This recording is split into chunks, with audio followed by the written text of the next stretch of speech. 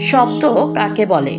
একাধিক অক্ষর পাশাপাশি বসে যখন অর্থপূর্ণভাবে মনের ভাব প্রকাশ করে তখন তাকে শব্দ বলে। যেমন চাঁদ, সূর্য ইত্যাদি।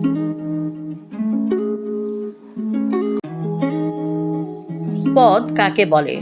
শব্দ যখন বিভক্তিযুক্ত রূপ গ্রহণ করে তখন তাকে পদ বলা হয়।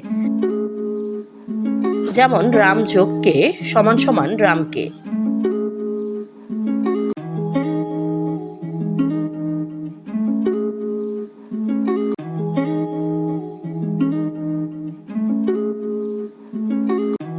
পদ কত প্রকার ও কি কি?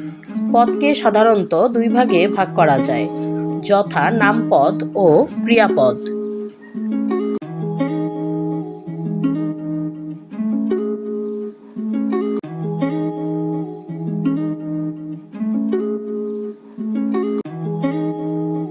নামপদকে আবার চার ভাগে ভাগ করা যায়, যথা বিশেষ্য, বিশেষণ, সর্বনাম ও অব্যয়।